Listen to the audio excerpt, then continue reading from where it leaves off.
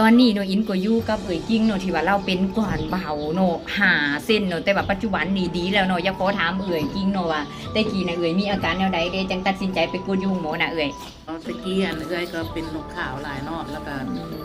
รู้สึกว่าเจ็บท้องแห้งแล้ว เป็นประจำเดือนแล้วเป็นบ่เซาจักเทื่อแล้วเอ้อยเลยตัดสินใจไปกวดอยู่หมอเนาะท่านหมอเพิ่นก็ว่าโอ้เจ้าเป็นก้อนเบาแล้ว5 เซนด้วยความบ่อยากปากแล้วหมู่บอกเนาะว่าโอ้อันกินยาเซาอินแม่แล้วก็ตัดสินใจมาซื้อสูตรพิเศษเนาะ ตัวนี้เนาะ แล้วสูตรที่1ก็กินไปรู้สึกว่าปั้นท้องถึงสูตรที่2มาเนาะรู้สึกว่าโรคขาวเนี่ยก็ดีสูตรที่3แล้วก็เป็นอันก้อนเบาเนาะตกโคโลกลงมาเนาะลงมาเลยเนาะแล้วก็ตัดสินใจเอามีดลงมาปาดเบิ่งแล้วเป็นคือแบบยุ่งบวบเนาะเจ้า ตายาเนาะ เจ้า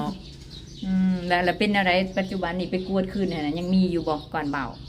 เจ้าตอนนี้อันดีแล้วเนาะท่านหมอว่าดีแล้ว